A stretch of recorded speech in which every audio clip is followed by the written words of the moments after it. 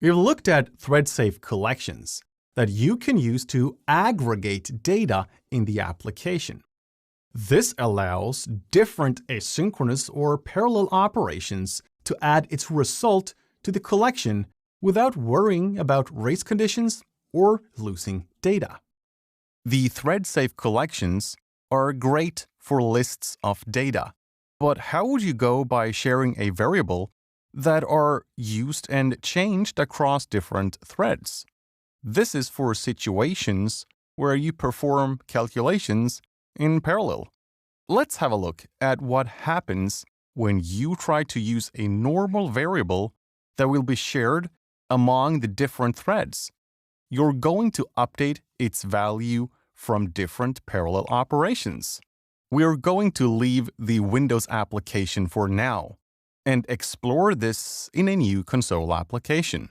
To be able to compare the parallel and non-parallel versions, let's add a stopwatch to calculate the number of elapsed milliseconds. Then at the end of the method, we'll print the elapsed time. To understand the problem we may encounter when working with shared variables, we are first going to introduce a normal for loop that in each iteration calls a method to compute a given value. This for loop will run from 0 to 100, meaning the last element to process will be 99. Add a new method called compute, which just simulates that it takes a bit of time to process the value. We can add a bit of code that runs a while loop for a number of milliseconds before returning a value to the caller. Of course, this portion of the code is something that I'd recommend you to remove in production code. This code will just make sure that it takes some time to run the method, and each call to it will take a different amount of milliseconds to compute. If we now simply add the result of the invocation of this method to a variable that we call total, we can then print this at the end of the main method. Running this will give us a result, which did take a bit of time to process. The result of this operation should be 5,000. No matter how many times you run the application, this operation took approximately 3 seconds to execute. We can now change this to use a parallel operation instead. Each call to compute takes a different amount of time, and each call is completely independent from each other. However, each iteration also accesses the same variable as all the other iterations. This means we have a shared variable that we interact with after each call to compute. I don't want to refactor the application too much, and at this point, I'd just like to change the for loop to use a parallel loop instead. Using the for loop and the parallel version of the for loop are very similar. The first parameter is where we want to start off. We'll start from 0 and go to 100. Notice that it says to exclusive. Just as with the for loop, this means that the last value will be 99. The final parameter is the action, which can be an anonymous method or a method call. The body of the anonymous method will be exactly the same as our non-parallel for loop. It will call the method compute and then add the computed value to the variable total.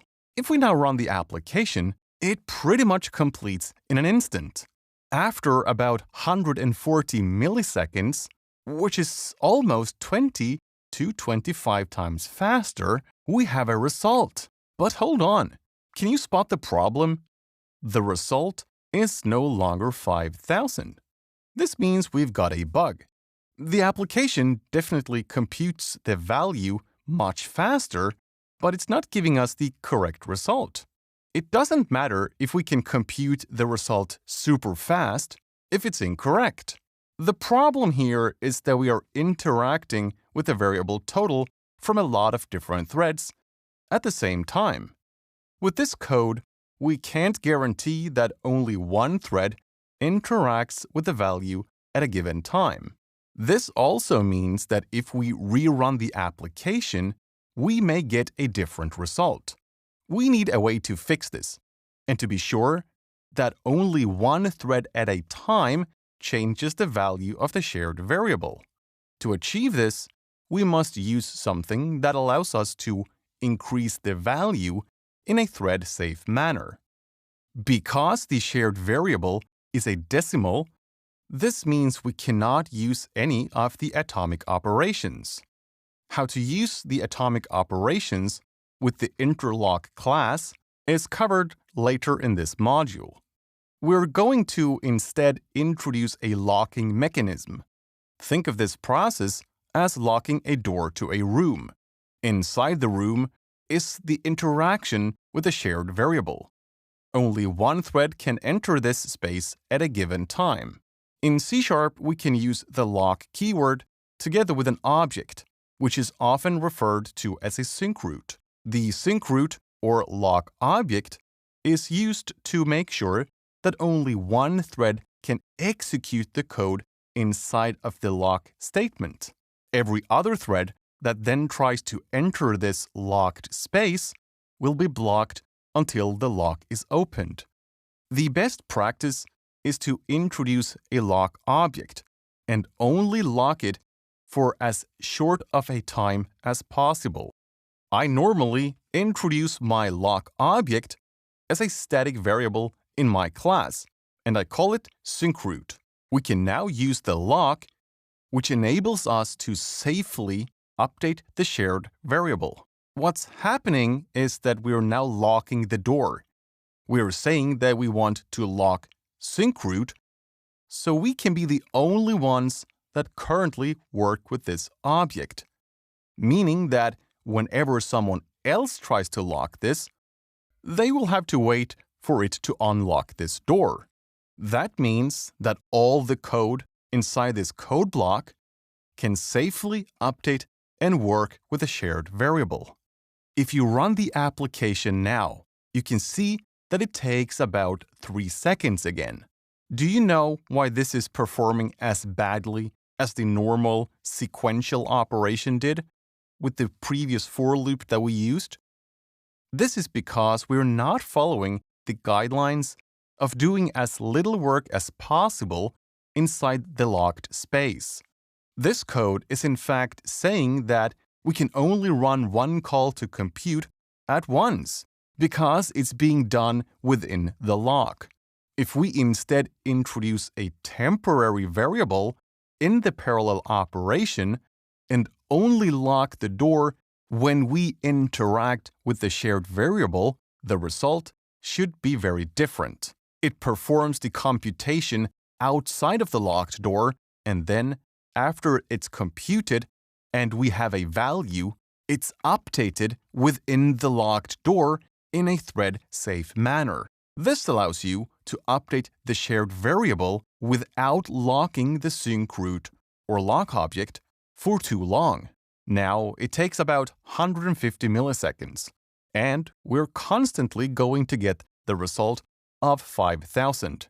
This means we greatly improved the performance of the computation, and at the same time, we now know how to safely update and work with a shared variable. As a word of advice, be very careful with the locks, as it may lead to deadlocks, especially when you're using nested locks. If you're not paying attention, your application may end up deadlocking. We'll investigate that later on in this module. I'd also like you to consider how to approach locking in the most efficient way possible. Ensure that you do as little work as possible in the locked portion of the code. This will allow other threads to access the shared variables.